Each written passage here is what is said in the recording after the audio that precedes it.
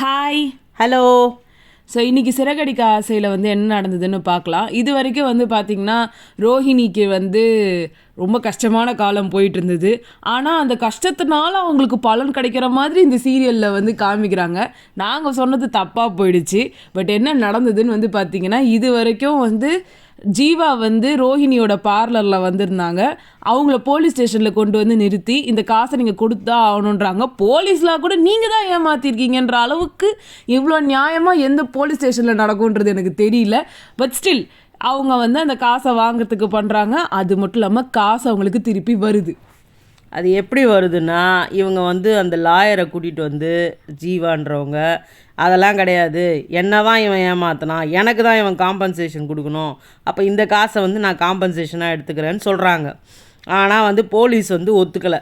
ஏன்னா நீங்கள் என்ன பண்ணாலும் நீங்கள் கடைசியாக ஃபோர்ஜரி பண்ணுறீங்க அப்படின்ற மாதிரி தெரியுது. அதுக்கு காரணம் என்னென்னா, நான் வந்து ப்ராப்பர்ட்டி வாங்கிறதுக்காக இங்கே வந்திருக்கேன், நான் வந்து பிஸ்னஸில் எனக்கு லோன் கிடைக்கணும் அதுக்காக வந்திருக்கேன், அப்படி இப்படின்னு என்னென்னமோ அவங்க காரணம் சொல்கிறாங்க.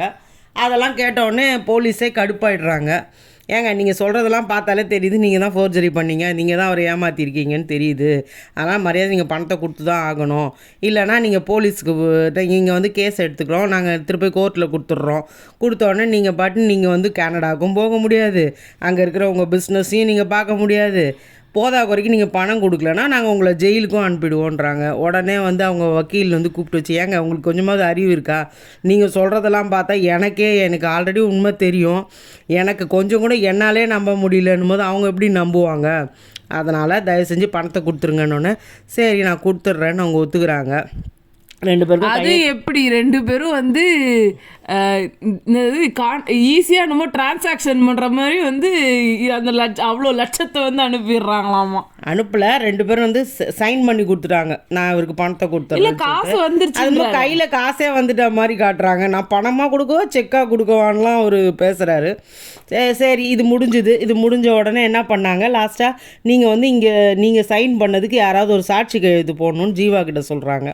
ஜீவா என்ன பண்ணுறாங்க, உடனே ஐயோ எனக்கு இங்கே யாரையுமே தெரியாது, வக்கீல் போட சொல்லுவானா, வக்கீல்லாம் போடக்கூடாதுன்றாங்க. அப்போ இந்த அவர் கூட இருந்தார்ல ஒரு கான்ஸ்டபிள், அவர் என்ன பண்ணார், வெளியில் முத்து இருக்குது, முத்துவை தான் அவருக்கு தெரியும் இல்லையா, முத்து அங்கே வந்தது ஒரு பெரிய கதை. முத்து வந்து அங்கே நம்ம மீனா இருக்காங்க இல்லையா, அவங்க வந்து நோ பார்க்கிங்கில் போய் வண்டியை விட்டது காரணத்தினால் வண்டியை எடுக்கணும்னா ஃபைனு கட்டணும், ஃபைனு கட்டுறதுக்கு இன்ஸ்பெக்டர் வரணும், அதுக்கு நீங்கள் இங்கேயோ உட்காருங்கன்னு சொல்லி அவங்க வெளில உட்காந்துட்டு இருக்கிறாங்க. அதனால் முத்துக்கிட்டேருந்து இவங்க சைன் வாங்கிக்கிறாங்க.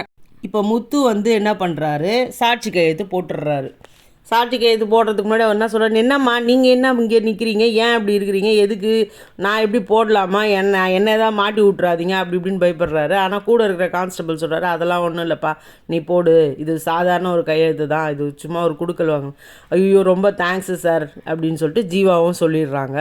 இந்த டிரான்சாக்ஷன் முடிஞ்சிடுது. இவங்க ரெண்டு பேரும், அதாவது நம்ம ரோகிணியும் மனோஜும் ரெண்டு பேரும் போய் அங்கே உட்காந்துட்டு இப்போ இந்த பணத்தை வச்சு நம்ம என்ன பண்ணலாம். இது மட்டும் இல்லாமல் அது வெறும் சாதா 25 லட்சம் அந்த மாதிரி காமிச்சிட்டு இருந்தது போக இப்போ 30 லட்சம் வட்டின்னு சேர்த்து 30 லட்சமாக வந்து இவங்களுக்கு டிரான்சாக்ஷன் ஆகிடுச்சாமா.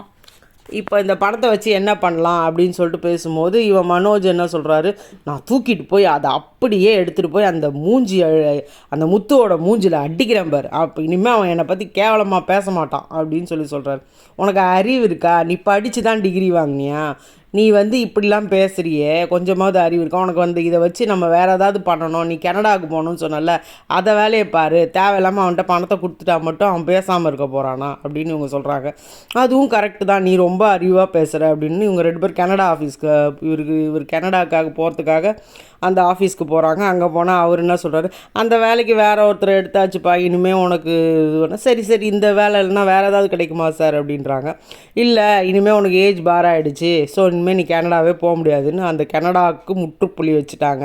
இப்போ இந்த பணத்தை வச்சு என்ன பண்ணலாம் அப்படின்னு யோசிக்கும்போது நம்ம ஒரு நல்ல பிஸ்னஸ் பண்ணலாம், பிஸ்னஸ் பண்ணிவிட்டு இதுலேருந்து வர எப்படி பிஸ்னஸ் பண்ணலாமா, அப்போ எப்படி பணம் வந்துச்சுன்னு கேட்டாங்கன்னா நான் என்ன சொல்கிறது அப்படின்னா, எங்கள் அப்பா அனுப்புனாருன்னு சொல்லு அப்படின்றாங்க. உங்கள் அப்பா அனுப்புனார்னு சொன்னால் உங்கள் அப்பா தான் ஜெயிலில் இருக்கிறாரு, எப்படி நம்புவாங்கன்னு, அதெல்லாம் நான் பார்த்துக்கிறேன், நீ வாயை மூடிட்டு கம்முனிரு, நான் பார்த்துக்கிறேன் அப்படின்னு சொல்லி முடிச்சிடுறாங்க. அவ்வளோதான். இதுக்கப்புறமா வந்துட்டு ப்ரோமோ போடுறாங்க.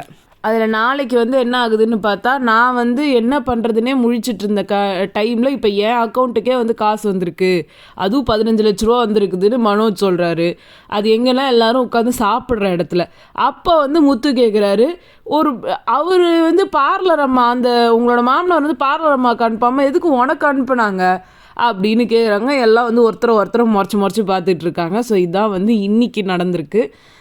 அண்ட் நாளைக்கு நடக்க போகிறதையும் நாங்கள் சேர்த்து சொல்லிட்டோம். ஸோ உங்களுக்கு இது எப்படி இருக்குன்னு சொல்லி நீங்கள் சொல்லுங்கள். உங்களை நாங்கள் அடுத்த வீடியோவில் சந்திக்கிறோம். பாய்.